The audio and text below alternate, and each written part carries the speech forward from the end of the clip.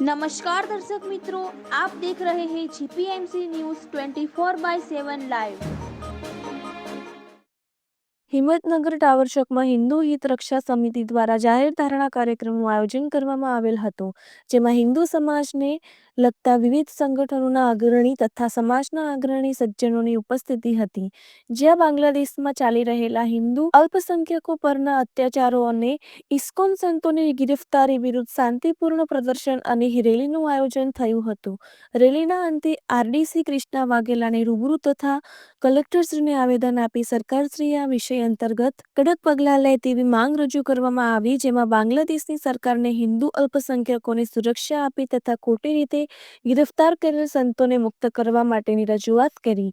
Reporter Dineshbhai પી પટેલ, 4 તાલુકા મંત્રી Shri, GPMC news 24/7 live.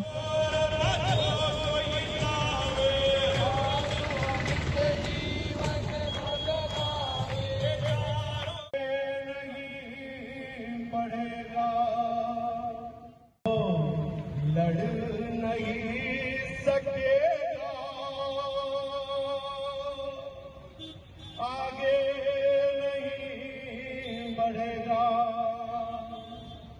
जो लड़ नहीं सकेगा आगे नहीं बढ़ेगा घेरा समाज को।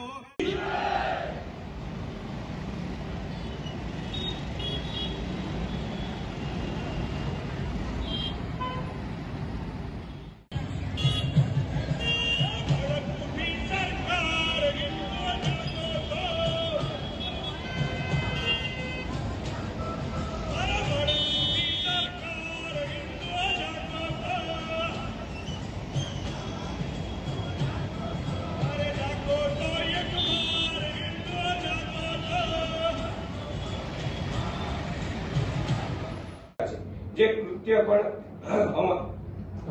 અમાન્ય છે। અમે આપ પાસેથી નીચેના માંગણીઓ કરીએ છીએ। પૂજ્ય સંત શ્રી ચિન્મય કૃષ્ણદાસજીને તાત્કાલિક મુક્ત કરવા પ્રયાસ કરવામાં આવે। બાંગ્લાદેશમાં હિન્દુઓ પર થતા અત્યાચારોને તાત્કાલિક આપવા અને ગુનેગારો સામે કડક કાર્યવાહી કરો। હિન્દુઓ ધાર્મિક સ્થળોની સુરક્ષા વધારો। અત્યાચારોને રોકવા માટે કાયદા અને વ્યવસ્થાની સ્થિતિમાં સુધારો કરવા। અમે આશા રાખીએ છીએ કે આપ અમારી આ માંગણીઓ ગંભીરતાથી લઈ યોગ્ય પગલાં ભરશો। આભાર સર।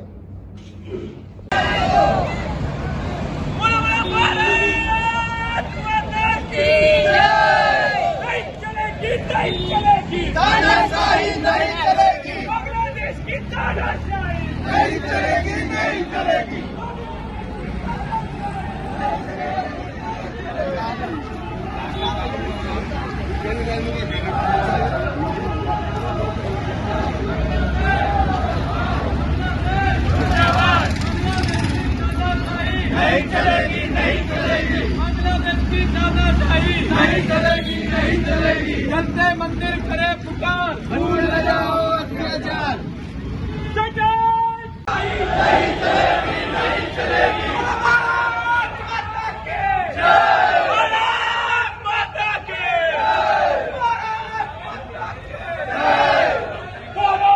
माता की जय, भारत माता की जय, भारत माता की जय, भारत माता की जय।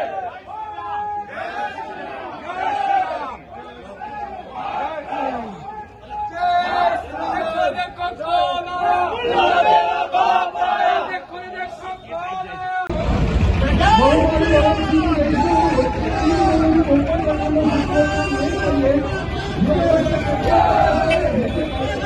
जय।